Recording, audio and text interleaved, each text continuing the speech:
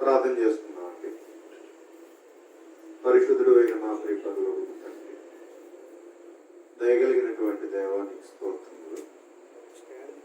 మీ కుమారుడైన యేసుక్రీస్తు ప్రభు ద్వారా మమ్మల్ని ప్రేమించి మా బ్రతుకులో నాయన మరి యొక్క తరగతి మాకు అనుగ్రహిస్తున్నందుకు నాయన కృతజ్ఞతలు. దేవా, ఇదిగోన ఈ సమయంలో ఈ మాటలను బట్టి ఆనందించుటకు, సంతోషించుటకు, మీ జ్ఞానాన్ని పొందుటకు, నీ నామాన్ని మహిమపరచుటకు దేవ సహాయం చేయండి తండ్రి. ఇదిగో దేవ, నీ వాక్యం మా జీవితంలో ఫలించాలని, అభివృద్ధి పొందాలని, మీ చిత్తానుసారంగా మేము మా బ్రతుకులలో నీ జీవానికి పాత్రలుగా బ్రతకాలని తండ్రి. ఇదిగో నాయన మీరు అనుగ్రహిస్తున్న ప్రతి ఆశీస్సులను బట్టి నాయన కృతజ్ఞతలు తండ్రి. అలాగే మాటలు వినుటకు దేవ సహాయం చేయండి. ఈ మాటలు ప్రకటించుటకు నాయన ఈ దాసునిగా తగు జ్ఞానాన్ని ఇస్తూ తండ్రి ఇదిగో మీ చిత్తానుసారంగా మమ్మల్ని నడిపించమని, కృప చూపించమని క్రీస్తు యేసు నామములో ప్రార్థించి వేడుకొంచున్నాం తండ్రి. ఆమేన్.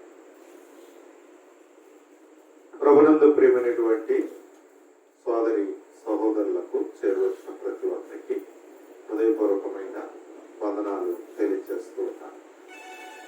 ప్రియమైనటువంటి దేవుని వారలారా, ఆదికాండము మనము పరిశీలిస్తూ 3వ దినాన్ని దేవుడు 6 నెలలను కలుగు చేసి జలములను వేరుపరిచి సముద్రాలుగా చేసి ఆ 6 నెలలో దేవుడు మానవుని కొరకు మొక్కలను తమ తమ జాతి ప్రకారము గడ్డిని, విత్తనములు ఇచ్చేటువంటి చెట్లను దేవుడు మొలిపించాడు అని మనం నేర్చుకుంటున్నాం. మొక్కల ద్వారా దేవుడు అనేక విధమైన సంగతులను దేవుడు మనకు తెలియజేస్తూ ఉన్నాడు.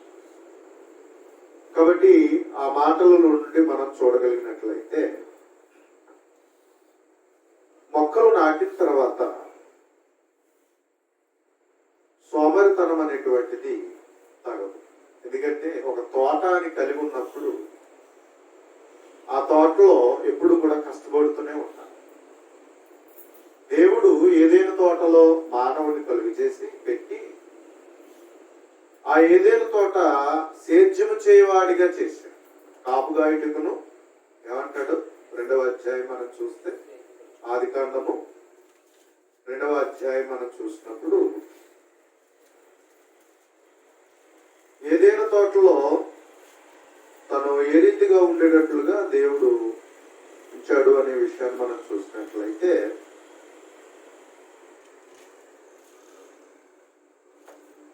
అక్కడ మనము గమనించినప్పుడు 15వ వచనం, 2వ అధ్యాయం 15వ వచనం, మరియు దేవుడైన యెహోవా నరుని తీసుకుని ఏదైనా తోటను సేద్యపరచుటకును దాన్ని కాచుటకును దానిలో ఉంచెను అనే మాట చూస్తున్నాం.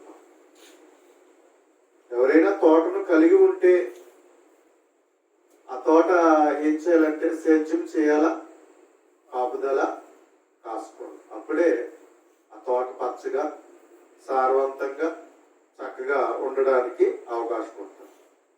కాబట్టి సేద్యం చేయాలి, కాసే విధానాన్ని ఉండేటట్లుగా దేవుడు ఏదైనా తోటలో ఎవరు పెట్టాడు అంటే దేవుడు ఆదామును ఉంచాడు అనేటువంటి విషయాన్ని మనం చూస్తున్నాం. కనుక ప్రియమైన వాళ్ళారా, ఒక మొక్కను మనం పెరట్లో వేసుకున్న తర్వాత ఆ మొక్క గురించి జాగ్రత్త తీసుకోవాలి.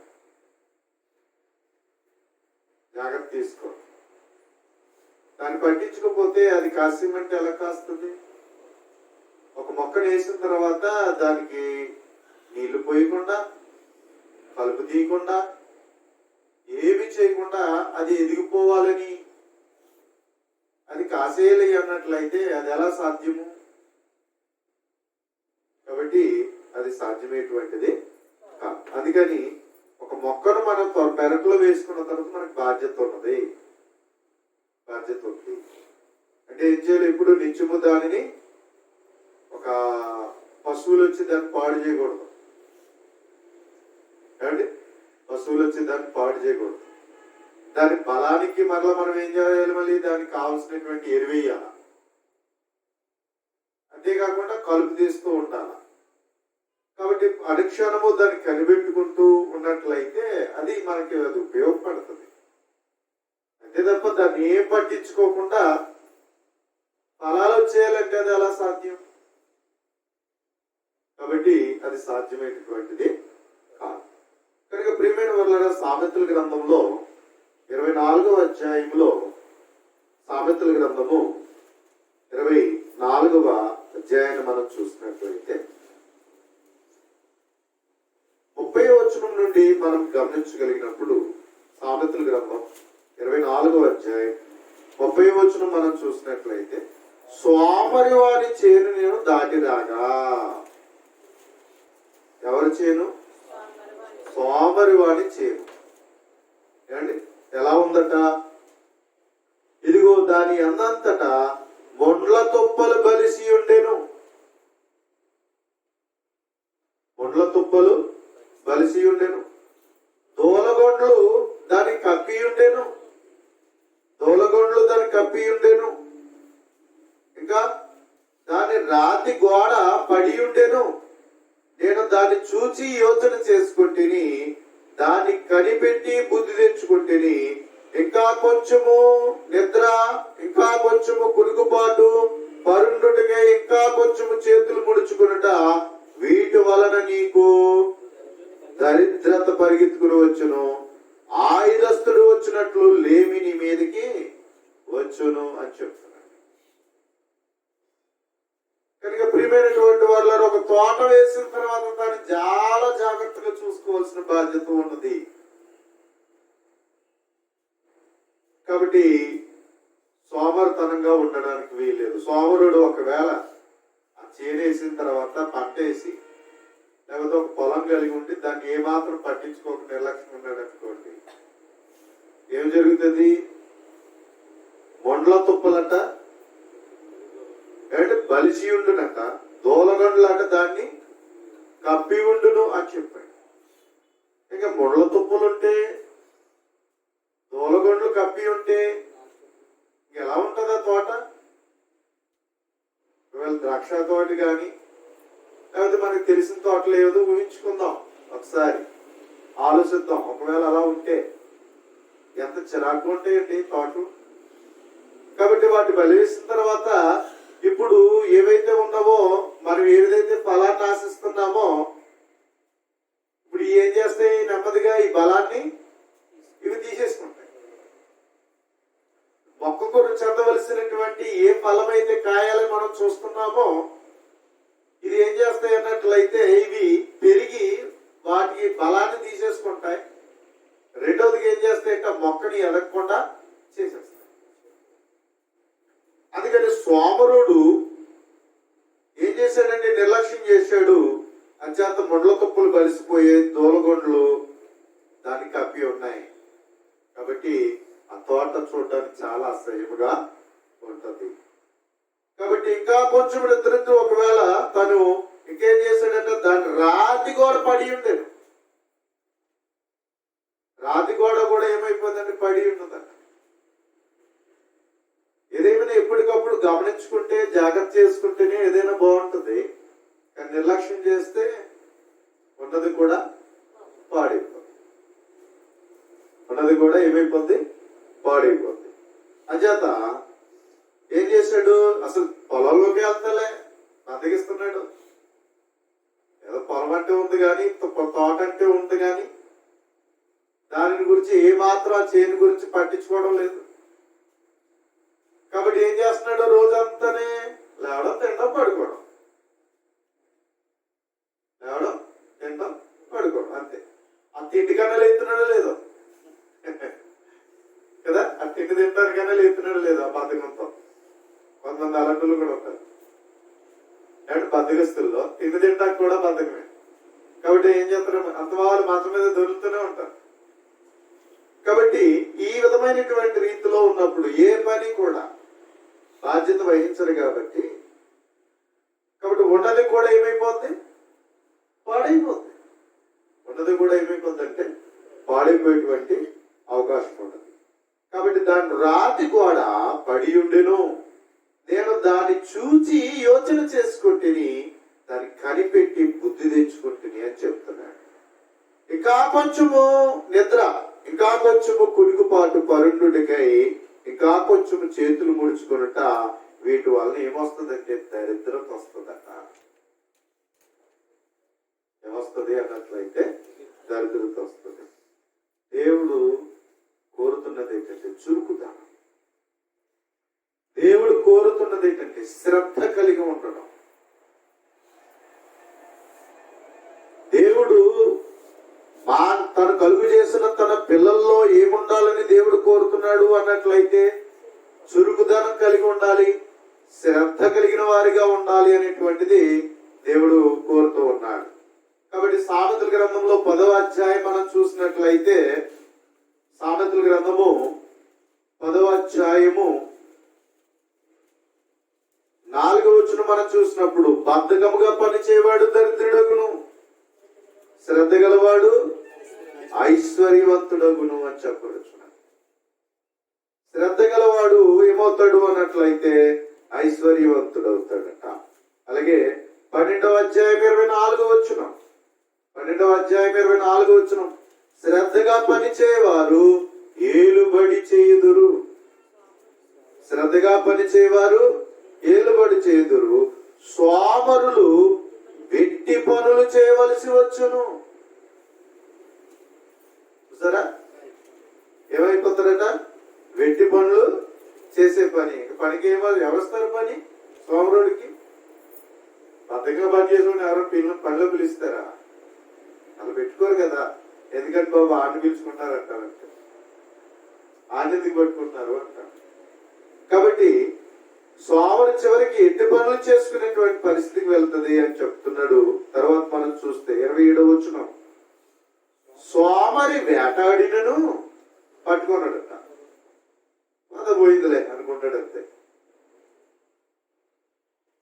ఒక పట్టుదల ఉండదు, తగినటువంటి శ్రద్ధ ఉండదు, లేకపోవడం చేత ఒకవేళ వేటాడుతున్నప్పుడు కూడా ఎలా ఉంటుందంటే బద్ధకం. అసలు పట్టు లేకుండా చేస్తే ఇంకేముంటుంది? ఎందుకు కాళ్ళు అవుతున్నాయి, ఎందుకు నీరసం వస్తుంది అని చెప్పేసి అక్కడ కూర్చోవడం అన్నమాట. వెళ్ళడం అయినా అట్లా. కనుక అందుకని ఏమన్నాడంటే చురుకుగా ఉండుట గొప్ప భాగ్యం. చురుకుగా ఉండుట గొప్ప భాగ్యం. కనుక ప్రియమైన వాళ్ళారా, శ్రద్ధ కలిగి ఉండాలి, చురుకుగా ఉండాలి అనేటువంటిది దేవుడు మాటలు చెప్పారు. కానీ సోమరుడు తన చేనును, తన తోటను ఏం చేశాడంటే బద్ధకంతో చేర్పాటు చేశాడు.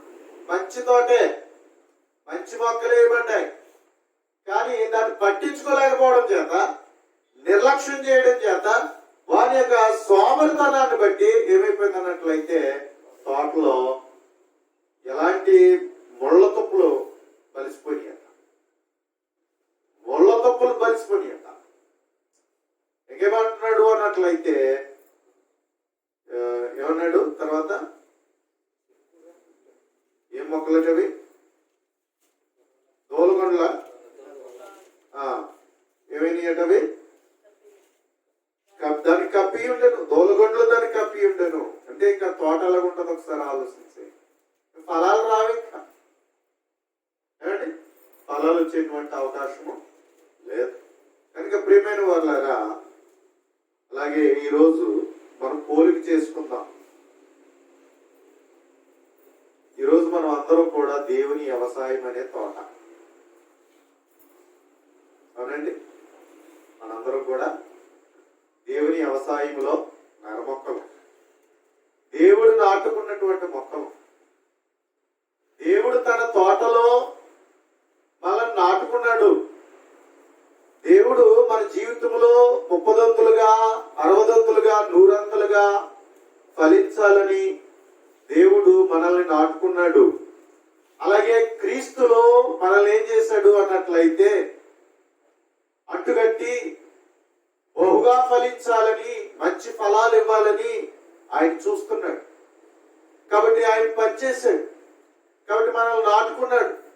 కానీ ఇప్పుడు మనం ఏం చేయబడాలి అన్నట్లయితే ఆయన తోటలో మనము పనివారు పనిచేస్తున్నప్పుడు మనం అందుకు తగిన వారిగా ఉండవలసినటువంటి వారు ఉన్నాం. ఇప్పుడు ఆయన తోటలో అందరూ పనివారమే. ఆయన తోటలో అందరూ పనివారమే. కాబట్టి ఆయన తోటలో ఎవరికి కూడా వ్యత్యాసం లేదు. ఎప్పుడు వచ్చినా జీతం ఇచ్చేస్తాడు. ఆయన సమానంగా జీతం ఇచ్చేవాడు. తన తోటలో పనిచేసిన వాళ్ళకి ముందు వచ్చావని, తర్వాత వచ్చావని అలాంటి వ్యత్యాసం ఏమీ లేకుండా ఆయన ఏం చేస్తున్నాడంటే తన తోటలో పనిచేసిన వాళ్ళందరికీ కూడా సమానమైనటువంటి జీతాన్ని ఇచ్చేవాడు. లోకంలో అయితే మనుషులను బట్టి, వారు చేసే పనులను బట్టి, వారు వచ్చే సమయాన్ని బట్టి మనుషులు లెక్కలు వేస్తారు, అలాగే జీతాలు ఇస్తారు. కానీ ప్రియమైనటువంటి దేవుని వారులారా, పిలువబడిన తర్వాత పని మాత్రం చేయాలి. ఏమండి, మనకంటే ముందుగా పిలువబడిన వాళ్ళు ఉన్నారు. మనకంటే ముందుగా భక్తులుగా దేవుని కొరకు ఎంతో శ్రమించి దేవుని కొరకే బ్రతికిన వాళ్ళు, నిజంగా వారు ప్రాణాలు సైతం లెక్క చేయకుండా, వారు స్వలాభాన్ని అపేక్షించకుండా దేవుని కొరకే, దేవుని మహిమ కొరకే పనిచేసినటువంటి గొప్ప వాళ్ళు మన బైబిల్లో భక్తులు మనం చూస్తాం. వారు దేవుని జనులుగా వారు బ్రతికారు. దేవుని కొరకు నమ్మకంగా బ్రతికారు. దేవుని కొరకు ఎంతో త్యాగాలు చేస్తారు. కాబట్టి అలా వారు జీవించారు. కాబట్టి నిజంగా వారు అర్హులే. కానీ అన్యుల జనులమైనటువంటి మనమే పార్టీ వాళ్ళు, ఇశ్రాయేలులుగా, పితరులుగా ఇశ్రాయేలులుగా ఉన్నటువంటి వాళ్ళు, వారు గొప్ప వాళ్ళు. కానీ తర్వాత మరలా సమరయులను అర్హత చేశాడు. తర్వాత అన్యజనులైనటువంటి మనల్ని అందులో ఆయన పనిలో మనల్ని పాలుభాగస్తులు చేశాడు. ఏ అర్హత లేనటువంటి మనం, దేవునికి విరోధులమైనటువంటి మనం, దుర్నీతి చేత సత్యాన్ని అడ్డగిస్తూ భక్తిహీనులుగా బ్రతుకుతున్నటువంటి మన జీవితాలు దేవుని జనులుగా చెప్పుకోవడానికి ఏ విధమైన అర్హత లేనటువంటి జీవితాలు కలిగిన వాళ్ళు అయినప్పటికీ దేవుడు నీకు నాకు ఏం చేశాడు అంటే తన సంఘములో పనివాళ్లుగా దేవుడు చేశాడు. తన ఇంటిలో, తన వ్యవసాయంలో దేవుడు నిన్ను నన్ను కూడా ఈ తోటలో పనిచేయడానికి నిన్ను నన్ను ఎన్నిక చేసుకున్నాడు. కనుక ప్రియమైన వాళ్ళారా, అయితే మనం పని చేయాలని దేవుడు కోరుతున్నాడు. ఎలా పని చేయాలి? శ్రద్ధ కలిగి పని చేయాలి, చురుకుగా పని చేయాలి. కాబట్టి అలా ఉండాలనేటువంటిది దేవుడు నిన్ను నన్ను కోరుతున్నాడు. కనుక మనం సోమరులుగా ఉండడం, నిర్లక్ష్యముగా జీవించడం, దేవుని పనిలో అశ్రద్ధగా జీవించడం అనేటువంటిది దేవుడు ఎంత మాత్రమో ఇష్టపడడము లేదు. కాబట్టి దేవుని యొక్క దాసుడుగా యేసుక్రీస్తు ప్రభు ఎలా కష్టపడ్డాడో చూడండి. ఆయన ఈ లోకంలోనికి ఎలా వచ్చాడండి? మానవుడిగా వచ్చాడు. మానవుడిగా వచ్చాడు, ఏమీ లేని వాడిగా వచ్చాడు. దాసుని రూపాన్ని ధరింపజేసుకుని వచ్చాడు. ఆయన అంతటి వాడు దేవునితో సమానుడట, దేవ స్వభావాన్ని కలిగిన వాడట, దేవుని స్వరూపము కలిగినటువంటి ఆయన ఏం చేశాడు అన్నట్లయితే తాను తగ్గించుకుని వచ్చాడు. దేవుని పని అంటే తగ్గించుకుని బ్రతకాలి. యేసుక్రీస్తు ప్రభు మనకు నేర్పుతుంది ఏంటంటే దేవుని పని ఎవరు చేసినా వారు ఎంతటి వారైనా సరే తగ్గింపు కలిగి దేవుని పని చేయాలి. అది యేసుక్రీస్తు ప్రభు మనకు నేర్పేది. కాబట్టి నిజమే ఆయన ఎంత గొప్పవాడు, కానీ ఆయన ఎంత తగ్గించుకున్నాడు, ఎంత పేదవాడయ్యాడు, ఎంత దాసుని రూపాన్ని ధరింపజేసుకుని ఏమీ లేనటువంటి వాడిగా ఆయన ఏం చేశాడు అంటే దేవుని పనిని చేశాడు. కాబట్టి దేవుని పని దగ్గర నువ్వు ఎంతటి ఈ లోకంలో ఎంతటి వాడివైనా సరే అది చెప్పుకోవడానికి సరిపోదు. కానీ కొంతమంది జీవితాలలో నేను అనే అహం ఉంటుంది, నాది అనే అహం ఉంటుంది, మేము అనే అహం ఉంటుంది. కాబట్టి ఇలాగా చాలా మంది జీవితాల్లో అడ్డు వస్తూ ఉంటాయి. దేవుని దగ్గర వాళ్ళు తగ్గించుకుని బ్రతకరు. కానీ దేవుని పని చేయడానికి ఏముండాలా? తగ్గింపు ఉండాలి. అది యేసుక్రీస్తు ప్రభు ఆయన జీవితంలో మనకు నేర్పించే గొప్ప లక్షణం. కాబట్టి ప్రియమైన వాళ్ళారా, ఆయన ఎలా తగ్గించుకున్నాడో మనము కూడా ఆయన పనిలో మనం తగ్గించుకుని బ్రతకాలి. కానీ యేసుక్రీస్తు ప్రభు ఆయన జీవితంలో మనం చూసినప్పుడు వేకువనే లేచాడు. వేకువనే లేచి ఆయన ప్రార్థించి ఆయన ఏం చేశాడు అన్నట్లయితే దేవుని పరిచయలో ఎప్పుడు కూడా చురుకుగా ఉన్నాడు, శ్రద్ధగా ఉన్నాడు. కాబట్టి ఇదిగో మనం వెళ్ళి ప్రకటించవలసి ఉన్నదని చెప్తాడు. కాబట్టి మార్క్స్ వార్త చదువుతున్నప్పుడు పరిచారకుడుగా మార్క్స్ వార్త చెప్తూ ఉంటాడు. యేసుక్రీస్తు ఎందుకు వచ్చాడయ్యా అంటే మార్క్స్ వార్త 10:45 మనిషి కుమారుడు పరిచారము చేయించుకుంటూ రాలేదు కానీ పరిచారము చేయుటకును అనేకులకు క్రయధనముగా తన ప్రాణమునిచ్చుటకు వచ్చాను. కాబట్టి ప్రియమైన వాళ్ళ యేసుక్రీస్తు ఎందుకు వచ్చాడు? పరిచర్య చేయడానికి వచ్చాడు. కానీ మనకి ఏదన్నా కథ అంత పెరిగింది అనుకోండి, కొంచెం పెరిగింది అనుకోండి, ఏం చేస్తాం మనం? ఏంటి గొప్పగా పాటలు పాడామనుకోండి, మంచి పాటకులుగా దేవుని స్తుతించే రీతిలో మంచి స్వరాలు కలిగి మనకు అదంతా ఇంప్రూవ్ అయ్యామనుకోండి, ఏమొచ్చేస్తుంది మనలో? సంఘంలో కొంచెం సీనియారిటీ వచ్చింది అనుకోండి, ఏయ్ నీకన్నా నేను ముందు వచ్చానని కొంచెం సీనియారిటీ ఉండి వెనకాల వచ్చినప్పుడు పెత్తనాలు చేస్తూ ఉంటారు.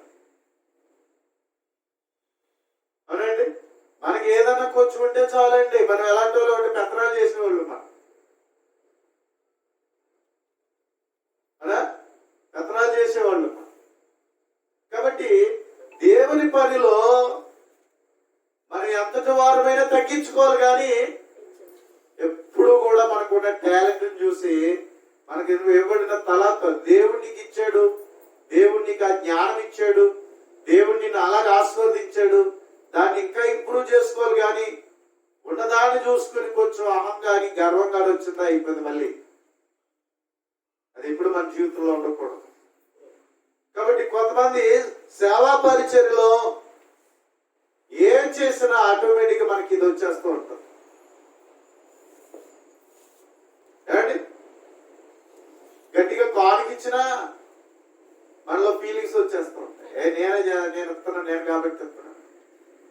రోజట ఒక ఆయన చంద పెట్టేశారు, లాస్ట్ లోకి లెక్క పెడుతున్నారు. లెక్క పెడుతూ ఈరోజు ఏంటి 500 కాదు వచ్చింది అన్నాడు. ఏమో ఎవరు వేసుకుంటారు అంటే ఎవరు వేస్తారు, నేను కాబట్టి వేసాను. ఏమంటే అంటే ఏంటి? గొప్ప చెప్పుకోవడం కదా. ప్రియమైనటువంటి దేవుని వాళ్ళు ఎప్పుడు ఆ ఫీలింగ్స్ మన మనస్సులో రానివ్వకూడదు. సాతానుడు మన జీవితంలో అలాంటి వాటిని మనలో చూపించి ఆత్మీయతగా దిగజారి చేస్తాడు, సోమరులు చేసేస్తాడు, అశ్రద్ధ తీసుకొచ్చేస్తాడు. అమ్మో నువ్వు చాలా చిన్నోడు కాదు, నువ్వు చాలా పెద్దోడు అయిపోయావు నువ్వు, కాబట్టి అని చెప్పి నీకు అన్నీ తెలిసిపోయి నువ్వు ఏదైనా సమర్థుడు సంఘంలో అని చెప్పేసి ఆటోమేటిక్ మనల్ని ఏం చేస్తాడు? సోమరుడు చేస్తాడు. ఏమండి, కనుక ప్రియమైనటువంటి దేవుని వారలారా, మన జీవితంలో క్రైస్తవులమైన తర్వాత, క్రైస్తవులుగా తీర్మానించుకున్న తర్వాత మన జీవితంలో ఎప్పుడు కూడా మెలకువ కలిగి ఉంటాం. మెలకువ ఉండాలి, క్రైస్తవ మెలకువ ఉండాలి, క్రైస్తవ శ్రద్ధ ఉండాలి, క్రైస్తవ చురుకుదనం ఉండాలి.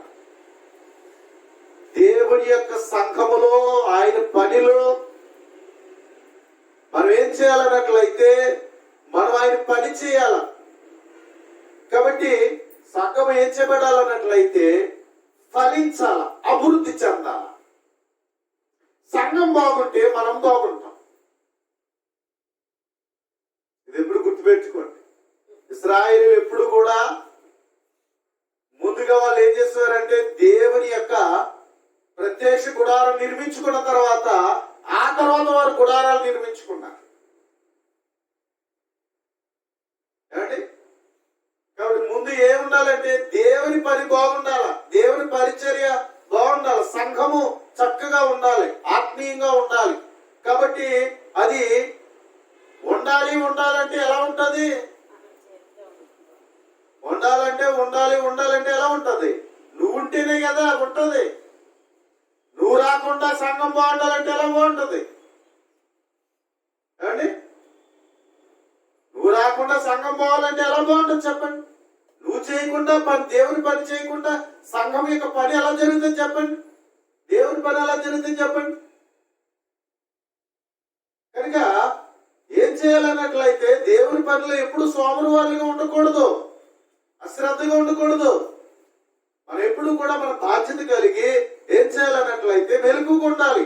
ఇశ్రాయేలుకు ఒక చక్కని మాటని చెప్పబడుచున్నది. అదేంటి అన్నట్లయితే చూడండి, కీర్తన గ్రంథాన్ని మనం చూసినట్లయితే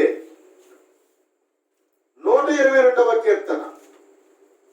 దావీదు తను ఏం చెప్తున్నాడో చూడండి, మొదటి వచనం. 122వ కీర్తన మొదటి వచనం. యెహోవా మందిరముకి వెళుదామని జనులు నాతో అనినప్పుడు నేను సంతోషించి తిని అంటున్నాడు. యెహోవా మందిరమునికి వెళుదామని జనులు నాతో అనినప్పుడు నేను సంతోషించి తిని. ఎవరినైనా బ్రదర్ ఈరోజు బైబిల్ తరగతికి వస్తున్నారా, బ్రదర్ ఈరోజు ఆరాధనకు వస్తున్నారంటే మనస్పందన ఎలా ఉంటుంది? ఈ అన్నయ్య కన్నా ఈ అన్నయ్య ఎక్కువైపోయాడు బాబు అనుకున్నావేంటి?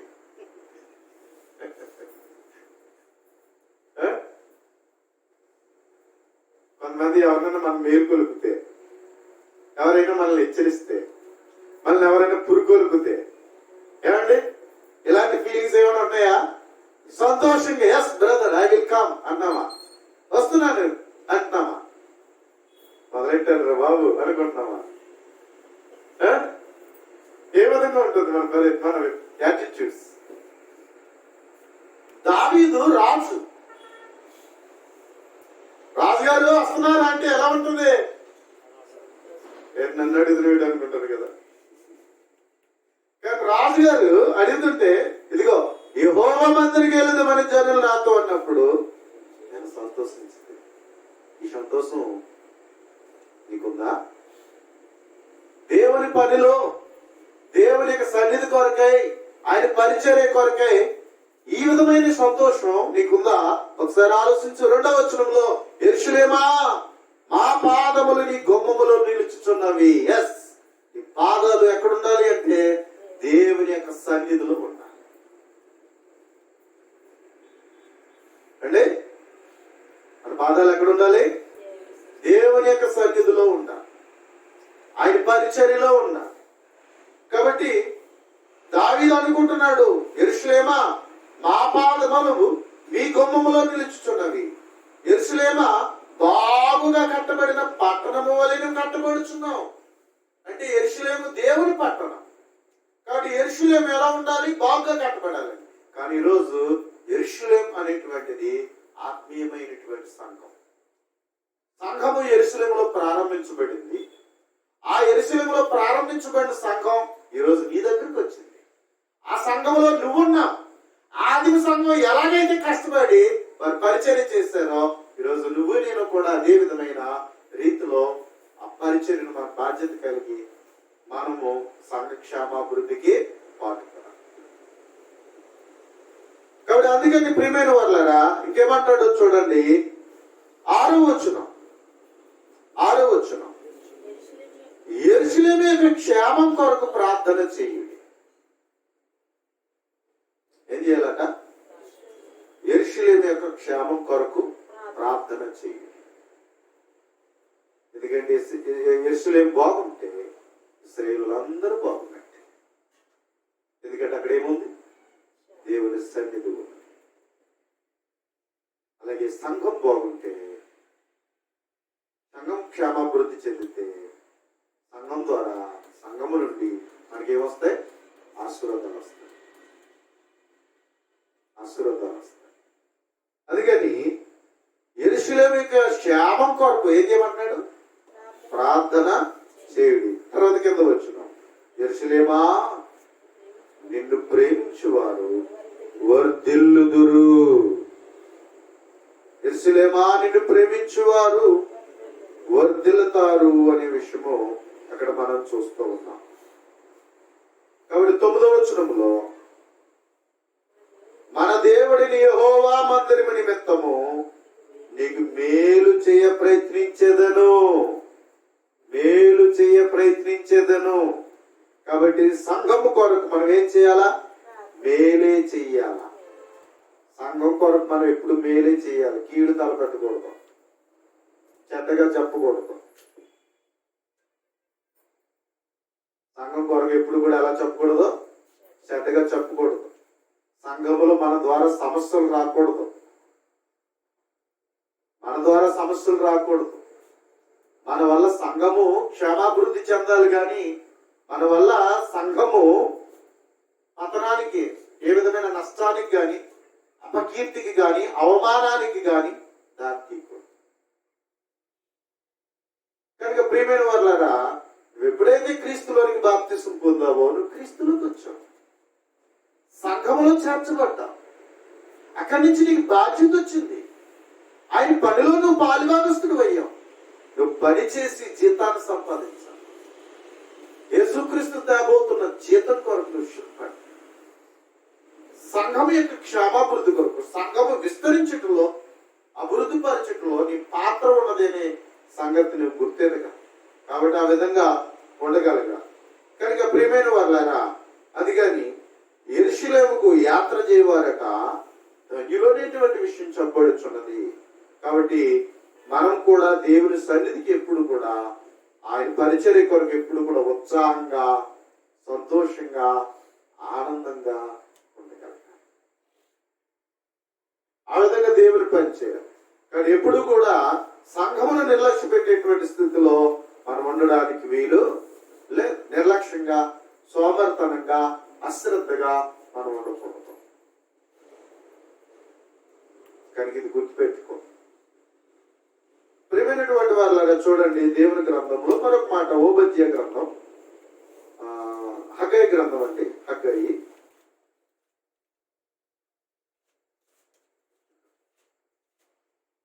మొదటి అధ్యాయం, హగ్గయి మొదటి అధ్యాయము 2వ వచనం. మొదటి అధ్యాయము 2వ వచనం. సమయం ఇంకా రాలేదు, యెహోవా మందిరమును కట్టించుటకు సమయం ఇంకా రాలేదని జనులు చెప్పుచున్నారే అంటున్నాడు. సమయం ఇంకా రాలేదు అంటే ఏం చేస్తున్నారు? చెర నుంచి వచ్చిన తర్వాత ఇశ్రాయేలు నిర్లక్ష్య పెట్టారట. వారు ఇల్లు కట్టుకోవడంలో, తోటలు వేసుకోవడంలో, వారు పనులు చూసుకోవడంలో వారు శ్రద్ధ కలిగి ఉన్నారు. కానీ దేవుని మందిర విషయంలో వారు ఎలాగున్నారు? అశ్రద్ధగా ఉన్నారు, అశ్రద్ధగా ఉన్నారు. ప్రియమైన వారులారా, ఈ రోజు మన భౌతికమైన మందిరం కాదు కట్టుకోవాల్సింది, ఆత్మ సంబంధమైన మందిరముగా మనల్ని మనం కట్టుకోవాలి. ఆత్మ సంబంధమైన మందిరముగా మనల్ని మనము కట్టుకోవాలి. మనమే దేవుని ఆలయం. క్రీస్తు అనే పునాది మీద మనము సజీవమైన రాళ్ళు. కాబట్టి మనం అందరము చక్కగా పేర్చబడి, చక్కగా ఎలాగైతే నిర్మించబడ్డారో అది ఐక్యత, ప్రేమ, సమాధానము మన జీవితంలో కలిగి ఒకరికొకరు పురికొల్పుకొని దేవుని యొక్క సన్నిధానముగా మనం జీవించవలసిన వారమై ఉన్నాం. ఆయనకు ఘనత తేవలసిన వారమై ఉన్నాం. ఆయనను మహిమపరచవలసిన వారమై ఉన్నాం. ఇది మన బాధ్యత. కాబట్టి సంఘము పెరగటంలో నువ్వే బాధ్యత. నీకు బాధ్యత ఉన్నది. నువ్వు ఎప్పుడైతే నిర్లక్ష్యంగా జీవిస్తున్నావో నిన్ను బట్టి ఇంకొకరు ఏమైపోతారు? నిర్లక్ష్యం అయిపోతారు. అదే కదా, అవునా కదా? ఇప్పుడు పల్లెటూరులో ఎక్కువ శాతం మనం చూస్తూ ఉంటాం, రాలేదే ఓ పాస గారు పాటలు పాడుతున్నారు అని చేసి ఏం చేస్తూ ఉంటారు? నిర్లక్ష్యంగా. అంటే మైక్ సెట్స్ ఎక్కువగా ఊరంతా తినబడతాయి కాబట్టి ఆయనే పాడుకున్న లెక్క ఎవరు రాలేదులే అనుకుంటాం. ఆ తర్వాత 2-3 జరిగిన తర్వాత వచ్చారు అనుకుంటాం. సరే లాస్ట్ పాట కన్నా అందుకుందాం అనుకొని ఏం చేస్తూ ఉంటారంటే కొంతమంది ఆ పాట పెడతారు. ఇంకా వాక్యం మొదలు పెట్టలేదు కదా, వాక్యం మొదలు పెట్టిన తర్వాత వెళ్దాంలే ఏమంటే కొంతమంది ఇలా నిర్లక్ష్యం చేస్తూ ఉంటారు. ఇప్పుడు సంఘంలో ఉన్న వాళ్ళందరూ ఇంకెవరు వెళ్ళలేదులే, పర్లేదులే, వెళ్దాంలే, ఎవరు వెళ్ళలేదులే, మేము వెళ్దాంలే అనుకుంటే అప్పుడు ఎవరు రారుగా, వస్తారా? అప్పుడు సంఘంలో దేవుని పని మర్యాదగా క్రమంగా ఎలా జరుగుతుంది చెప్పండి? దేవునికి ఏమి ఇవ్వాలట? ఏమి ఇవ్వాలి? మర్యాద ఇవ్వాలి. ఎలా జరిగించాలి? క్రమముగా జరిగించాలి. ఏంటి క్రమం? ప్రారంభార్థన, పాటలు, వాక్యపట్నం, బోధ, ఏమండి, ప్రభురాత్రి భోజనం, ఇచ్చుట, కానుకలు, ముగింపు ప్రార్థన, ఇవి ఉంటాయిగా. కాబట్టి ఈ క్రమాన్ని మనం పాటించాలి, క్రమంగా జరగాలి. ఎవరికి మర్యాద ఇవ్వాలి? దేవునికి మర్యాద ఇవ్వాలి. ప్రారంభార్థన చేస్తే ఎవరు వచ్చేసారు? దేవా మమ్మల్ని నడిపించు నాయన అన్నాం కదా. మిమ్మల్ని ప్రారంభిస్తున్నాం నాయన, చక్కగాను మర్యాదగాను క్రమంగా జరుగులాగా సహాయం చేయను ఆయన అంటున్నాం. అంటే ఎవరు రమ్మంటున్నా నువ్వు? ప్రారంభార్థన దేవుడు. మరి దేవుడు వచ్చేసినప్పుడు ఆ సమయాన్ని ఉండాలిగా. మరి అలా ఉండట్లేదంటే నువ్వేం చేస్తున్నావు? సౌరవమే కదా మనం దాన్ని బట్టి అన్న సమయానికి నాయన మీరేంటి, మనం ఆరాధనకి పలానా సమయం, లేదా తరగతి పలానా సమయం అని అనుకున్నాం. ఈ సమయం అనేటువంటి నిర్ణయించుకున్న తర్వాత సమయానికి ఎవరికి ఇచ్చాం మాట? మనం సంఘం అంతా కలిసి ఒక నిర్ణయం వచ్చిందంటే ఆ నిర్ణయం ఎవరితో ముడిపెట్టుకున్నాం? మనం దేవుడితో. మరి ఆ సమయానికి సంఘం అంతా బాధ్యత ఉండాలా లేదా? ఉండాలి. ఇప్పుడు ఆ బాధ్యత లేనప్పుడు మనం ఏం చేస్తున్నాం అంటే సోమరులమే కదా. అవునా? ఎవరు మనము? సోమరులు. అంటే ఎలాంటి వాళ్ళు మనం? సమయం ఇంకను రాలేదు, సమయం ఇంకను రాలేదు అని ఇక్కడ ఎలాగున్నదో మనం కూడా అదే విధమైన రీతిలో మనం ఏం చేస్తున్నామంటే చెప్పుచున్న వాళ్ళమే నడుచుకుంటున్నటువంటి వాళ్ళు. అవునా? దేవుని మందిరం అంటే అందరూ కలిపి దేవుని మందిరమా? ఎవరో ఒకరు వచ్చి చేస్తే దేవుని మందిరమా? అందరూ కలిసి కూడుకుంటేనే దేవుని మందిరం. మనం అందరము రాళ్ళు అయినప్పుడు, సజీవమైన రాళ్ళు అయినప్పుడు మన అందరం వచ్చి దేవునితో సహవాసాన్ని చేయాలి. మనము ఎవరితో సహవాసం చేస్తున్నాం? తండ్రి అయిన దేవునితోనూ, ప్రభు అయిన యేసుక్రీస్తుతోనూ, పరిశుద్ధులుగా ఆయనతో మనం ఏం చేస్తున్నాం? సహవాసము చేయొచ్చు. కనుక ప్రియమైనటువంటి దేవుని వల్ల అందుచేత మనం ఏం చేయాలన్నట్లయితే సమయమైందని ఒక భయం ఉండాలి మనలో. దేవుడు వచ్చేసాడు, నేనుండాలి అనేటువంటి భయం ఉండాలా. ఆ విధంగా మనం దేవుని సన్నిధి కొరకు పరుగులు తీసేటువంటి వారిగా ఉండగలగాలి. కాబట్టి ప్రియమైన వాళ్ళారా, అదిగని ఏమంటున్నాడు అన్నట్లయితే 4వ వచనం, మొదటి అధ్యాయం 4వ వచనం.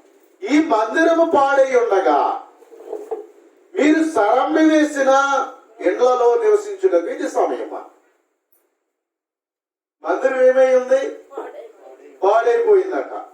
పునాది లేదు, గోడలు నిర్మితం కాలేదు, దాని గురించి ఏ బాధ్యత లేకుండా వీళ్ళు ఏం చేస్తున్నారు అన్నట్లయితే మందిరము పాడి ఉండగా వీళ్ళు ఏం చేసుకుంటున్నారట?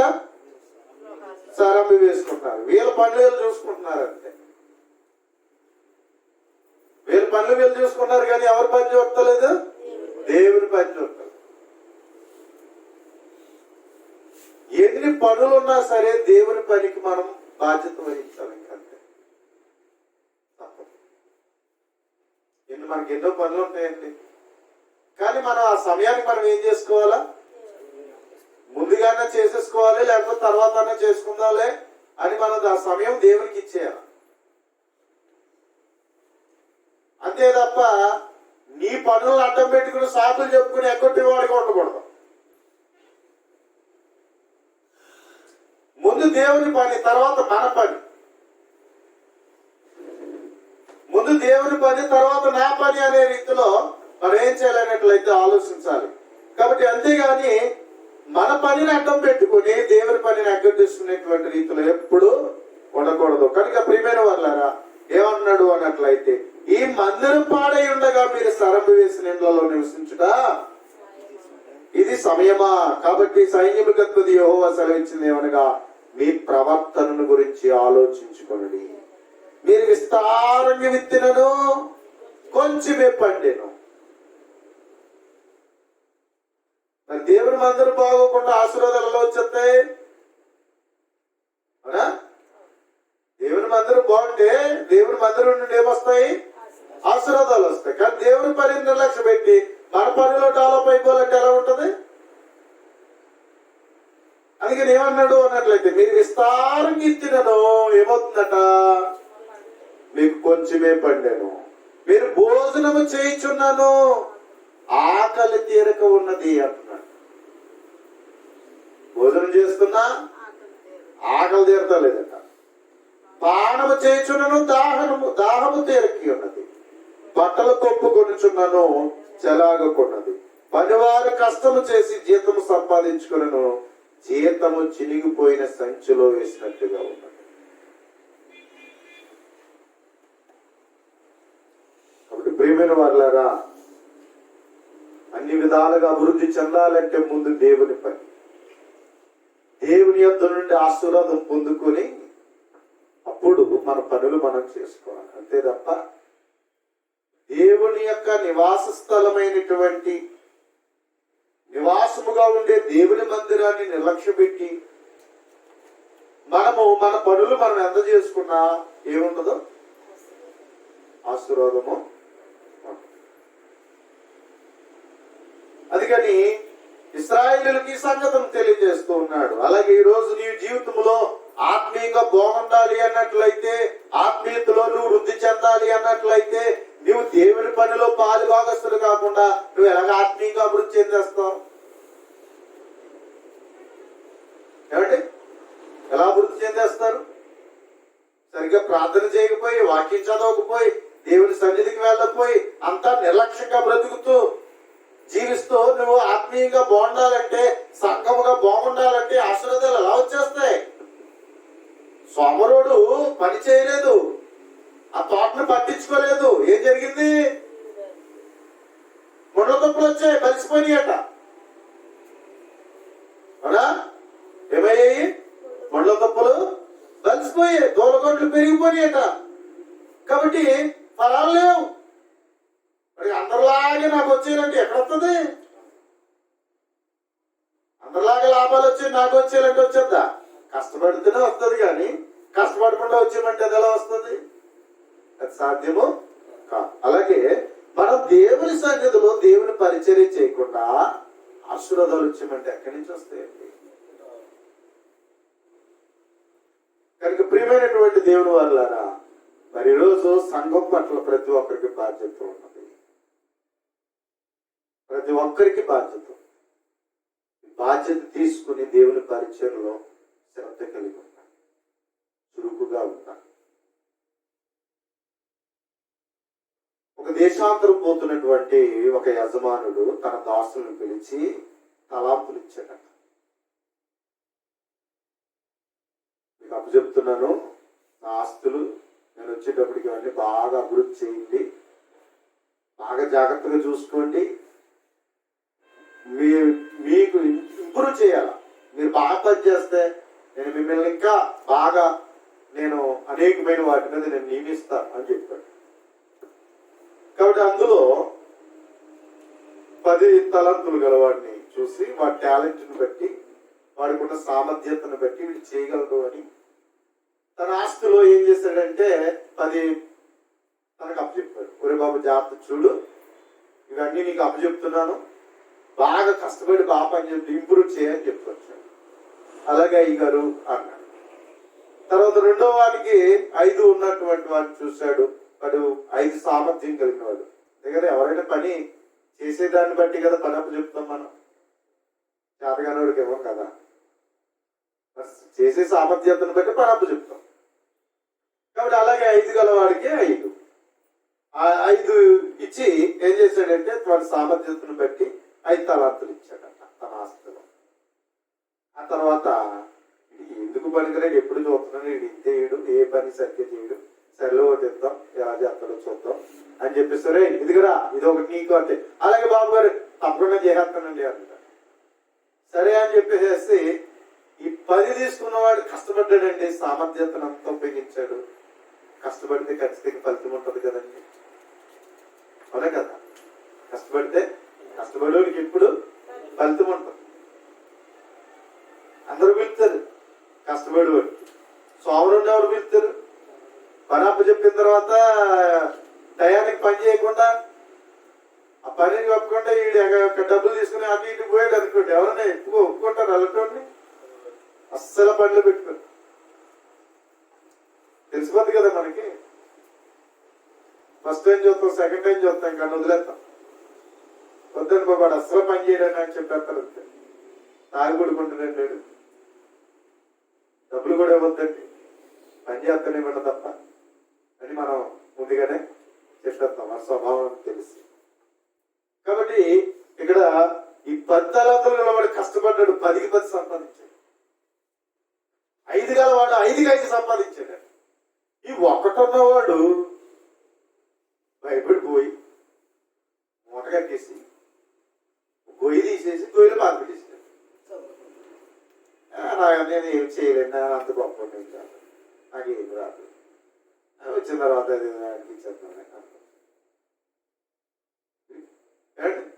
ఇలా చేసి మొత్తానికి యజమానులు ఒక రోజు వచ్చేసి ఏం చేయమంటున్నాడు అన్నట్లయితే, ఏవయ్యా ఏం చేశారు ఏంటి అని అడిగాడు.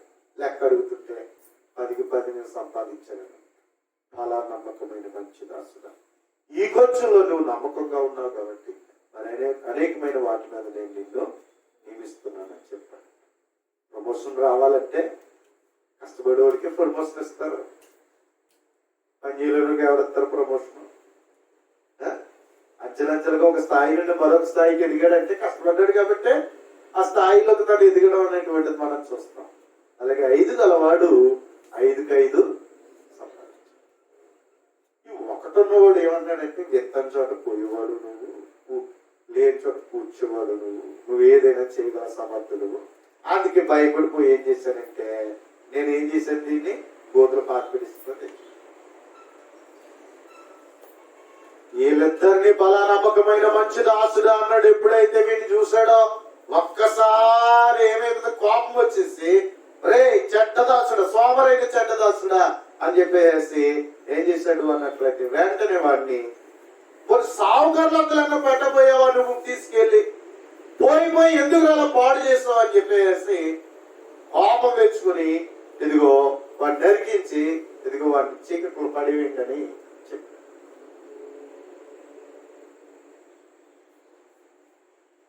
సోమరులకు అనిపిస్తుంది,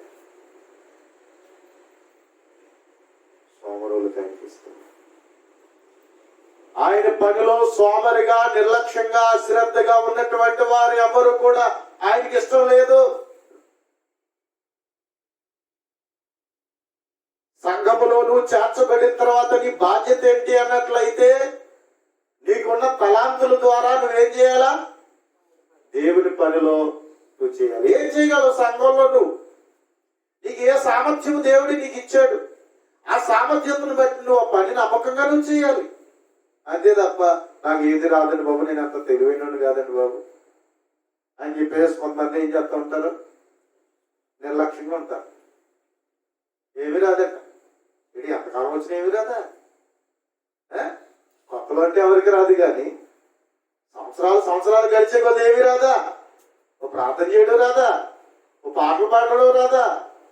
ఏమండి పరిచయంలో నువ్వేమీ చేయలేవా? తప్పించుకోవడానికి వేసేటువంటి సాకులు. కొంతమంది సాకులు చెప్తారండి, అవి ఏమి కూడా చెప్పినవి కూడా నవ్వుతూ ఉంటుంది. అలా చెప్తారు సాకులు. ఇదే కదా తప్పించుకోవడానికి. ఎందుకు రావట్లేదు ఏమన్నా అన్నావు అనుకోండి, ఎంత చక్కగా చెప్తారో. నిజాలు కాదవి, కానీ ఆ నోరు ఎంత అబద్ధాలు ఆడుతుందండి. కనుక ప్రియమైన వాళ్ళారా, మనం ఇలాగ దేవుని పనులు తప్పించుకుంటే దేవుడు ఊరుకుంటాడా? మనకు మాత్రం ఏమి వచ్చేయాలా? ఆశీర్వాదాలు వచ్చేయాలా? మనం మాత్రం నిర్లక్ష్యంగా జీవిస్తూ ఉంటాం. సోమరులుగా ఉండడం దేవునికి ఇష్టం కాదు. ఒకవేళ నీ వల్ల నా వల్ల దేవుని పని ఏమైనా పాడైపోతుందో ఒకసారి ఆలోచించు. సంఘము ఒకవేళ నా వల్లనే నీరసపడిపోతుందేమో, నా నిర్లక్ష్యం వల్లే సంఘం బలహీనమైపోతుందేమో, నా అశ్రద్ధ వల్లే సంఘం బలహీనమైపోతుందేమో, నేను ప్రారంభంలో అన్న మాటలు ఈ రోజు నేను నిలబెట్టుకోలేకపోతున్నానేమో, అది నేను సోమరుణ్ణి అయిపోయినేమో, నిర్లక్ష్యం అయిపోయినేమో. ఇలా ఉంటే చెడ్డదాసుడా అని చెప్పేసి ఆ రోజు నన్ను నిలబెట్టి ఒకవేళ పోని గెంటేస్తే ఏంటి పరిస్థితి? నిత్య నరకమే కదా. అవునా? కాలము గడుచుకునే కొలది మన ద్వారా మన అన్నిటిలో అభివృద్ధి చెందాలనుకుంటున్నాం, కానీ దేవుని పనిలో ఏది అభివృద్ధి? ఒకసారి ఆలోచించి. కాబట్టి దేవుని పనిలో, ఆయనకు అప్పగించిన పనిలో నువ్వు ఎలా బాధ్యత కలిగి ఉన్నావు? శరీరంలో అవయవాలుగా ఉన్న మన ప్రతి అవయవం పనిచేస్తుంది. పని చేయకపోతే శరీరము ఏమైపోతుంది? దానివల్ల బలహీనమైపోతుంది. అంతే కదా? శరీరంలో ఏ అవయవమైనా పని చేయకుండా అది బతికించేసింది అనుకోండి, బలహీనమైపోతుంది. అలాగే మన నిర్లక్ష్యత వల్ల సంఘం ఏమైపోద్ది? కాబట్టి ప్రేమైనటువంటి దేవుని వాళ్ళగా అందుచేత సోమరిగా ఉండకూడదు. సోమరిగా ఉండకూడదు. మీకేమి చేత కదా అయితే ముందుగా వచ్చి కూర్చో. నేను ఏం చేయగలనంటే నేను వచ్చి కూర్చోడానికి అంటూ ఉంటాను కొంతమంది. అవునా? కొంతమంది ఏమంటారు అంటే, నేను వచ్చి ఏం చేస్తానండి? నువ్వు వచ్చి కూర్చోవడం వల్లే అది మంచిది. ఎందుకంటే నిన్ను చూసి ఇంకొకరు వస్తారు. నీ ఆసక్తిని చూసి ఇంకొకరు ఏం చేస్తారు? ఆయనే ముందు వెళ్ళిపోతాను, నేను వెళ్ళిపోతే బాగోదు అనుకొని రావడానికి అవకాశమో. అదే అలా కాకుండా ఒకవేళ నాకు ఏమీ రాదని తప్పించుకునే రీతిలో మనం ఉంటే మన వల్ల ఏమైపోద్దంటే చివరికి ఎందుకు పనికి రాకుండా అయిపోతుంది. కాబట్టి ప్రియమైనటువంటి దేవుని వారిలాగా దేవుని పనిలో ఒకరికొకరు పురుకొల్పుకోవాలి. అందరూ ఫలించాలి. దేవుని కొరకు మంచి ఫలాలు ఇవ్వాలి. దేవుడు కోరుతున్న మధురమైన ఫలాలు ఇవ్వాలి. మనం బహుగా ఫలించాలని కోరుతున్నాం. కాబట్టి నువ్వు నేను ఫలించడానికి ఆలోచిద్దాం. ప్రియమైన వాళ్ళ మన జీవితంలో 2021 వచ్చింది. 21లో దేవుని కొరకు ఎంత పని చేసినాం? సోమరులమా, శ్రద్ధ గలవారమా, చురుకుగా ఉన్న వాళ్ళమా, వెనకంజ వేసిన వాళ్ళమా? నీ ఆసక్తి ఎలా నెలకొంది? ఈ సంవత్సరం ఇదిగో ముగింపుకు వచ్చేసింది. 2021 365 రోజుల్లో నీవు దేవుని కొరకు నువ్వు ఏ విధముగా నువ్వు పురుగొల్పుకొని దేవుని పనిలో పాలుభాగస్తుడివై బాధ్యతగా పని చేస్తావు. ఒకసారి ఆలోచించి నువ్వే లెక్క చెప్తావు దేవునికి? నీ వలన సంఘము క్షమాభివృద్ధి పొందిందా? ఒకవేళ నీ వలన సంఘము ఒకవేళ వెనుకబడిందా? ఏ విధంగా ఉన్నాం? మనకు మనముగా ఒకసారి పరిశీలించుకుని ఏం చేయాలన్నట్లయితే, ఇప్పటికైనా నువ్వు పశ్చాత్తాపము చెంది వచ్చే సంవత్సరం ఈ రీతిగా నేను ఉండకూడదు, నా వలన దేవుని పని నేను చెయ్యాలి, నా వంతు పని చేయాలి, నా కుటుంబంతో ఇలాంటి దేవుని పని జరగాలి అని ఎవరికి వారికి ఏం చేసుకోవాలి? బాధ్యతలు తీసుకోవాలి. చాలా మంది 31వ తారీఖున 1వ తారీఖున బాధ్యతలు తీసుకుంటామని చెప్తూ ఉంటారండి. కానీ ఆ రోజు ఆ మాటలు అంతవరకే ఉంటాయి. తర్వాత మనిషి కనిపించడం.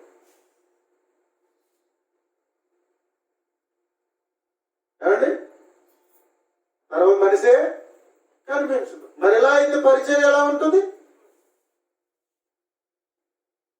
నీ ద్వారా తన పని జరగాలని దేవుడు కోరుతాడు. నిన్ను వెలిగించి ఎక్కడ పెట్టాడు? దీపస్తంభం మీద పెట్టాడు. నేను కొంచెం కింద మంచం కింద ఉంటానంటే ఎలా తెలుస్తుంది?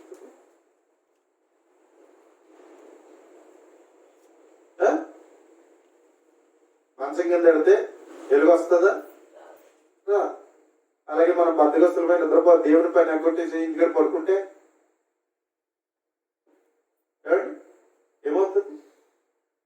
పర సంబంధమైన ఆశీర్వాదాలు దేవుడు ఇస్తాడా? ఈరోజు నువ్వు కష్టపడుతున్నావు, నువ్వు ఎంత కష్టపడినా ఆ రోజుకి సరిపోతుంది. అవును కదండి, సరిపోతలేదు కూడా. ఎంత కష్టపడినా వచ్చింది వచ్చినట్టుగానే అయిపోతుంది. అవునా కదా? ఈ లోకంలో ఎంత సంపాదించినా తరిగిపోయేది, ఎంత సంపాదించుకున్నా ఎన్ని రీతులు సంపాదించుకున్నది పాడైపోయేది. కానీ దేవుడిచ్చేది మాత్రం శాశ్వత కాలం ఉండేది. శాశ్వత కాలం ఉంది. దేవుని సన్నిధిలో పడిన కష్టానికి వచ్చే ఫలితం ఈ లోకంలో ఫలింపలేదు. కానీ ఆ ఫలితం ఎలా ఉంటుందంటే శాశ్వత కాలం. కష్టపడి ఇల్లు కట్టాలనుకుంటున్నాం, కష్టపడి సుఖాన్ని పొందడం కోసం, సుఖపడడం కోసం ఎన్నో విధాలుగా ఎన్నో సంపాదించుకున్నాం. కానీ ఏది సుఖం ఇవ్వట్లేదు. ఇస్తుందా? ఏదో ఎంత సంపాదించే కదా ఏమైనా సుఖం వచ్చిందా అన్నారు అనుకోండి, పెరిగిన తర్వాత నిద్రలేదట. లేనప్పుడే బాగుందిరా బాబు నా లైఫ్, ఏ గొడవ ఉండేది కాదు. పెరిగిన తర్వాత సుఖం లేదురా బాబు అని చెప్పుకుంటున్నా. కనుక ఈ లోకంలో ఎంత ఉన్నా మన జీవితం అనేది పాడు చేసేది కానీ బాగు చేసేది కాదు. కానీ దేవుడిచ్చేది మాత్రం నువ్వు ఎప్పుడు బాగు చేసేది. నీకు చక్కటి విశ్రాంతికి నడిపించగలిగినటువంటి, నెమ్మదికి నడిపించగలిగినటువంటి, ఆనందానికి నడిపించగలిగినటువంటి, అధికమైన మహిమలో నేను కూర్చుండబెట్టేది, నేను గొప్ప ఘనతలో నేను కూర్చుండబెట్టేది, ఆయన ఇచ్చేది ఎప్పటికీ పాడైపోయినటువంటిది. అంత గొప్ప బహుమానం దేవుడు నీకు ఇవ్వాలని దేవుడు నిశ్చయించాడు. కనుక ప్రియమైన వాళ్ళారా, క్రీస్తులో మనం అమితంగా ఆయన ఎలాగైతే పనిచేశాడో మనము అలాగే పనిచేసి, ఆదిమ సంఘం ఎలాగైతే పనిచేస్తుందో, ఆదిమ సంఘం అపోస్తులు ఎలాగైతే పనిచేశారో, ఈరోజు మనం కూడా అలాంటి తీర్మానం చేసుకుని ఈ తరంలో నేను మాదిరిగా ఉండాలి, నా సంఘంలో నేను మాదిరిగా ఉండాలని ఎవరికి వారిగా బాధ్యత తీసుకుంటే ప్రియమైన వాళ్ళగా దేవునికి మహిమార్థంగా జరుగుతుంది. ఆ బాధ్యత మనం తీసుకోవాలి. అందుకని 2021లో సోమరోలు మేము ఇప్పటికైనాను ఏం చేయాలి? మనం మేలుకొల్పుకోవాలి, బద్ధకాన్ని విడిచిపెట్టాలి, మనల్ని బద్ధకస్తులుగా చేసిన వాటిని విడిచిపెట్టాలి, మనల్ని నిద్రపుచ్చిన వాటిని విడిచిపెట్టాలి. దేవుని వాక్యం ద్వారా పురుగొల్పుకొని రాబోయేటువంటి కొత్త సంవత్సరంలో మనము దేవునికి మహిమార్థముగా జీవించవలసినటువంటి వారమై ఉన్నాం. అందుకే దేవుని వాక్య మాట చూసుకుని ముగించుకుందాం. చూడండి, రోమీయులకు రాసిన పత్రిక 12వ అధ్యాయం 11వ వచనం. రోమీయులకు రాసిన పత్రిక 12వ అధ్యాయం 11వ వచనం మనం చూసినట్లయితే, ఆసక్తి విషయములో మాంద్యులు కాక ఆత్మీయందు తీవ్రత గలవారై ప్రభువును సేవించుడి అని చెప్పబడుచున్నది. రోమపత్రిక 12:11. ఆసక్తి విషయంలో ఏం కాకూడదట? మాంద్యులు కాకూడదు అంటే సోమరులు కాకూడదు. ఆసక్తి విషయంలో మాంద్యులు కాకూడదు. ఆసక్తిగా ఉన్నవాడిని వాడిని నిద్ర లేపక్కలొద్దు, వాడికి వాడే లేచిపోతాడు, వాడికి వాడే రెడీ అయిపోతాడు, వాడికి వాడే వెళ్ళిపోతాడు. అలాగే ఆసక్తి గల వాళ్ళని ప్రార్థన చేయని చెప్పక్కర్లొద్దు, పాటలు పాడు అని చెప్పక్కర్లొద్దు,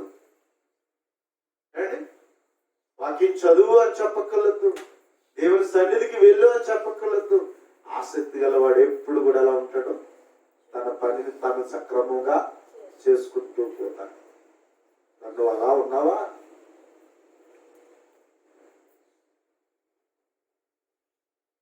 ఎలా ఉన్నా ఒకసారి ఆలోచించాడు. అందుకని ఆసక్తి విషయంలో బాధ్యులు కాక ఆత్మీయం ఏముండాలట? తీవ్రత ఉండాలి. సమయం అయిపోయింది, ప్రార్థన చేయండి. సమయం అయిపోయింది, నేను వాక్యం చదవాలి. అయ్యో ఈరోజు నేను వాక్యం చదవలేకపోయాను, అయ్యో ఈ రోజు నేను ప్రార్థన చేయలేకపోయాను, అయ్యో ఈ రోజు నేను ఎంత నేను నిర్లక్ష్యంగా ఉన్నాను ఏంటని ఏముండాలంటే తీవ్రత ఉండాలి. దేవుని యందు మనకేం కావాలంటే అశ్వరథాలు కావాలి, నేను ఆత్మీయంగా ఎదగాలి, బలపడాలి, స్థిరమైన విశ్వాసం కలిగి ఉండాలి, నేను ఇంకా మరింతగా దేవుని పనిని నేను చేయగలగాలి అనేటువంటి రీతిలో ఏం చేయాలన్నట్లయితే తీవ్రత కలిగిన వారిగా ఉండాలి. తీవ్రత కలిగిన వాడు ఏం చేస్తాడు? ఏదో విధంగా టయానికి లేచిపోతాడు. ఏం చేస్తాడంటే టక్ టక్ మట్ తన పని పూర్తి చేసుకుంటాడు. వెంటనే తన పని ఏ పని చేయాలో పనిలోకి వెళ్ళిపోతాడు. అండ్ క్రమంగా పనిచేసే వాళ్ళు ఎప్పుడు కూడా అలాగే ఉంటారు కదా. ఎగ్గట్టువాడు మాత్రం ఎలా ఉంటాడు? మనం ఎలా ఉన్నాం ఒకసారి ఆలోచించాలి. కాలం బట్టి చూస్తే మనం ఎలా ఉండాలంట? బోధకులుగా ఉండాలంట. కానీ మనం మూల పాఠాలు అని చెప్పి మనకు అర్థం కావట్లేదు. ఎప్పుడు చూసినా అల్దిద్దిలా ఉన్నాం మేము. ఒకరు చెప్పవలసింది పోయి మనమే చెప్పించుకునే స్థితిలో ఉన్నాం మేము. కనుక ప్రియమైన వాళ్ళని మనం అలా ఉండడానికి వీళ్ళే. ఆసక్తి విషయంలో తీవ్రత ఉండాలి, ఎదగాలి క్రీస్తులో. నేనేంటి ఎప్పుడు చూస్తున్నా చిన్నపిల్ల దశ స్థితిలో ఉన్నానేంటి, పాలు తాగే స్థితిలో ఉన్నానేంటి, క్రీస్తులో నేను అలా ఉండకూడదు కదా, నేను క్రీస్తులో ఎదగాలి అనేటువంటిది నీలో ఆ విధమైనటువంటి ఏముండాలన్నట్లయితే మనం పదమే వాడతాం, కషట, పట్టుదలట, కృషట కదా. అవి మనలో ఉన్నప్పుడు మనం ఏం చేస్తాం అన్నట్లయితే ఖచ్చితంగా నేను వెళ్తాం. చెప్పడం సులభమే కానీ చేయడం నీరసకు మాట్లాడమంటే కొన్నిసార్లు మనం ఎంత ఒకసారిగా చెప్పుకుంటాం, మళ్ళీ నీరసకు మాట్లాడుతూ ఉంటాం. అనా అవి ఉండకూడదు. పురుగొల్పుకునే స్థితిలో ఉండాలి, నిన్ను నువ్వే మెరుగుపరుచుకునే స్థితిలో ఉండాలి. కాబట్టి ప్రియమైన వాళ్ళారా, మరి దేవుని మహాకృపను బట్టి 2021 సంవత్సరం చివరి ముగింపులోనికి దేవుడు మనల్ని నడిపించాడు. ఎందరో ఈ యొక్క సంవత్సరం చూడకుండా 2020లో రాలిపోయారు. అందరూ 2021లో చివరి దినాలు చూడకుండా చనిపోయిన వాళ్ళు. ప్రియమైన వాళ్ళ దేవుని కృపను బట్టి నువ్వు నేను ఎలాంటి పరిస్థితులు ఏర్పడినప్పటికీ కూడా చక్కటి ఆయుష్తో దేవుడు నిన్ను నన్ను నిలబెట్టాడు. కాబట్టి దేవుని కృపను బట్టి మనం అందరం కూడా 2022వ సంవత్సరము చూడగలిగే కృపను కూడా దేవుడు మనకు అనుగ్రహిస్తున్నాడు అని నమ్మగలుగుతున్నాం. కనుక ప్రియమైన వాళ్ళైతే దేవుడిస్తున్న కాలాన్ని, ఆ కాలముతో పాటు మనం ఎలా ఉండాలంటే పరుగులు తీసేవారిగా, దేవుని పిలుపుకు తగినట్లుగా, ఏర్పాటుకు తగినట్లుగా, ఆయన చిత్తానికి తగినట్లుగా, ఆయన ఎలాగైతే మనము శ్రద్ధగాను ఆసక్తిగాను చురుకుగాను ఉండాలని దేవుడు కోరుతున్నాడో, మరి ఎలాగ మన స్థానిక సంఘాన్ని ఎలాగ సంఘంగా చేసుకుందాం అండి? నిద్రపోయే సంఘంగానా, అశ్రద్ధగా ఉండే సంఘంగానా? ఎలా చేసుకోవాలి? శ్రద్ధగాను చురుకుగా ఉండాలి. శ్రద్ధ గలవారు ఐశ్వర్యవంతులు అవుతారు. శ్రద్ధ గలవారు ఏలుబడి చేయుదురు అని ఉంది. చురుకుగా ఉండుట గొప్ప భాగ్యం అని చెప్పవచ్చు దేవుని మాటలు. కాబట్టి మరి ఇది నువ్వు కలిగి ఉంటే దేవుని ఐశ్వర్యములో నువ్వు పాల్పడుతున్నావు. నిన్నే ఏలుబడి చేసినట్లుగా దేవుడు చేయగలడు. నిన్ను తలగా చేస్తాడు దేవుడు అని చెప్తున్నాడు. కానీ నేను ముందుగా పెట్టి దేవుడు గొప్పగా ఆస్వాదిస్తానని విషయాన్ని దేవుడు తెలియచేస్తున్నాడు. కనుక చురుకుగా ఉంటే గొప్ప భాగ్యం. కాబట్టి దేవునిలో మరింతగా చురుకుగా కలిగి మనం దేవుని పని చేయవలసినటువంటి వారమై ఉన్నాం. మీరు అలా ఉండగలరని, అలా మేలుకొలుపుకోగలరని కోరుచు శ్రద్ధగా ఉన్నటువంటి మీ అందరికీ హృదయపూర్వకమైన వందనాలు తెలియజేస్తున్నాను. ప్రార్థన చేసుకున్నాం. పరిశుద్ధుడా, దయగలిగినటువంటి తండ్రి, మీకు స్తోత్రములు. మీ కుమారుడైన యేసుక్రీస్తు ప్రభు ద్వారా మమ్మల్ని ప్రేమించి మా తండ్రి ఇదిగో నాయనా మా యొక్క జీవితంలో మరి యొక్క తరగతి ముఖ్యంగా ఇదిగో నాయన 2021 ఈ డిసెంబర్ నెలలో ఈ 3వ మంగళవారము మా జీవితంలో కలిగి ఉండినట్లుగా మీరు కృప చూపుతున్నందుకు కృతజ్ఞతలు నాయన. మా తండ్రి నీ సన్నిధులు ఒక దినము గడుపుట 1000 దినాల కంటే ఎంతో శ్రేష్టము. తండ్రి ఇదిగో దేవా, నీ సన్నిధిలో మేము ఆశీర్వాదకరముగా ఉండాలని, మా జీవితాలు ఆత్మీయంగా బలపడాలని, జ్ఞానంలో అభివృద్ధి చెందాలని, ఇదిగో తండ్రి శ్రేష్టమైనటువంటి రీతిలో మా జీవితాలు శ్రేష్టతను కలిగి ఉండాలని. ఎందుకంటే నీ మా తండ్రి ఇదిగో ఇదిగో దేవా, నీ యొక్క సన్నిధిలో నీ వాక్యము వినిటియే శ్రేష్టత తండ్రి. అటువంటి శ్రేష్టమైన పనిని మాకు ఇచ్చావు తండ్రి, మీకు స్తోత్రాలు. విన్నటువంటి మాటలను బట్టి నాయన మా జీవితంలో ఎదిగో తండ్రి, మేము బద్ధగస్తులుగా సోమరువాళ్ళుగా చేసేటువంటి మాలో ఏవైతే ఉన్నావో, మాలో ఏ విధమైన లోపాలు ఉన్నాయో తండ్రి, లోక సంబంధమైనటువంటి రీతిలో, ఈ శరీర సంబంధమైనటువంటి తలంపులతో, ఈ ప్రకృతి సంబంధంగా ఒకవేళ మేము నిర్లక్ష్యతగా జీవిస్తున్నటువంటి బద్దగించేటువంటి ఏ పరిస్థితులు అయితే ఉన్నావో తండ్రి, వాటి నుండి మేలు కొలుపుకునే జీవితాలు మాకు ఇవ్వండి దేవా. ఇదిగో నాయన, మమ్మల్ని మేము ఇదిగో నీ వాక్యపు వెలుగును బట్టి, క్రీస్తు యొక్క వెలుగులో ఆయనను వెంబడించటంలో తండ్రి, ఇదిగో నాయన మేము ఎప్పుడు జీవపు వెలుగు కలిగి ఉంటే కాకుండా తండ్రి, ఇదిగో దేవా, ఆయన మేము వెంబడించే స్థితిని మాకు దయ చూపించండి. ఇదిగో తండ్రి, మేమందరము కూడా ఓపికతో పరిగెత్తగలిగే జీవితాలు మాకు దయ చూపించండి. పోరాడగలిగే జీవితాలు మాకు దయ చూపించండి. నువ్వు మాకు అప్పగించిన పనిలో మేమందరము కూడా ఇదిగో తండ్రి చక్కగా పని చేయగలిగే జ్ఞానం మాకు ఇవ్వండి తండ్రి. అలాగే నీ పనిని మేము ఎప్పుడు కూడా నమ్మకంగా చేసి, నీ కుమారుడు మా తండ్రి ఇదిగో నాయన ఏదైతే జీతము తేబోతున్నాడో అందుకు మేము అర్హత కలిగి జీవించే వారిగా ఉండడానికి దేవ సహాయం చేయి. ఇదిగో నేను సోమరుడు అయితే ఇదిగో నాయన పాతి పెట్టేసేసి ఇదిగో తండ్రి సాకులు చెప్తా ఉన్నాడు. మేము అలాంటి మాటలు చెప్పే వాళ్ళంగా కాకుండా ఇదిగో తండ్రి మాకు అప్పగించిన పనిలో బాధ్యతగా పనిచేసి నీ రాజ్యవ్యాప్తిలో, సంఘ క్షేమాభివృద్ధిలో మేమందరము కూడా పని చేయడానికి దేవ సహాయం చేయి. ఇదిగో తండ్రి దేవా, ఎంతో మంది నేను ఎరుగక, నీ చిత్తం తెలియక, మా తండ్రి సువార్త సత్యం తెలియక ఎంతో మంది నశించిపోతున్నారు దేవా. అచ్చు వారికి ఇదిగో సువార్త ప్రకటించగలిగేటువంటి కృపను దయ చూపించండి ఆయన. కొందరినైనా నా అగ్గిలో నుండి లాగినట్లుగా ఈ పరిచయం మేము చేయడానికి దేవా సహాయం చేయండి ఆయన. ఎంతో మంది జీవితాలలో వ్యసనాలకు పాల్పడిపోయి ఎంతో మంది ఆయన తమ జీవితాలను నాశనం చేసేసుకుంటున్నారయ్యా తండ్రి. ఇదిగో దేవా, మేము అలాగే మాదిరిగా బ్రతికి దేవుడిదిగో నీవు ఇచ్చిన మంచి జీవితాన్ని సత్క్రియలు చేస్తూ ఇతరులు నిన్ను మహిమపరిచేటువంటి జీవితాన్ని మేము కలిగి తండ్రి దేవా, అటు యోగ్యులుగా మేము బ్రతకడానికి దేవ సహాయం చేయండి తండ్రి. ఇదిగో దేవా, పరిశుద్ధులుగా మమ్మల్ని పిలిచాం, పరిశుద్ధులుగా సంపూర్ణ అవడానికి దేవ సహాయం చేయండి దేవా. అలాగే అందరికీ పాలు భాగస్తులు చేయండి. ఈ పరిచయంలో పాలు భాగస్తులు నీ పిల్లలు అందరినీ దీవించండి. ఎవరైతే నిర్లక్ష్యంగా ఉంటున్నారో వారితో మాట్లాడండి తండ్రి. ఇదిగో దేవా, ప్రతి ఒక్కరిని పురికొల్పి చక్కగా అందరం కూడా చేరి నాయన చక్కగా నీ మాటలు ధ్యానిస్తూ నేర్చుకుంటూ ఆత్మీయంగా బలపడే వారికి ఉండటకు నాయన కృప చూపించండి నాయన. నీ పిల్లలందరినీ దీవించండి, వారు చేస్తున్న పనిపాట్లను దీవించండి, అభివృద్ధి పరచండి. నానాటికి వడ్డీల వారిగా అభివృద్ధి చెందే వారికి ఉండటకు దేవ సహాయం చేయండి దేవ. ఎవరైతే ఇబ్బందుల్లో కానీ, అవసరతలో కానీ, సోదరుల్లో కానీ, కుటుంబ సమస్యలతో కానీ ఇబ్బంది పడుతున్న వారు ఎవరైనా ఉంటే తండ్రి అటు వారిని జ్ఞాపకం చేసుకోండి, సహాయం చేయండి దేవా. ఇదిగో నాయన మీరే దీవించండి, అలాగే మోషే గారిని దీవించండి మా తండ్రి. ఇదిగో నీ పరిచర్య అంతట్లో వారిని బలపరచండి మా తండ్రి. ఇదిగో నూతన సంవత్సరంలో మంచి తీర్మానాలు తీసుకుని పరిచర్ని ఇంకా చక్కగా మా తండ్రి ఇదిగో నాయన నా మహిమార్థంగా జరిగించబడుతున్నాయని కృప చూపించండి. అలాగా మీరే అందరినీ దీవించి నడిపించమని సహాయం చేయమని, మహిమ ఘనత ప్రభావాలు మీరే పొందుకోమని క్రీస్తు యేసు నామములో ప్రార్థించి వేడుకొనుచున్నాం తండ్రి. ఆమేన్.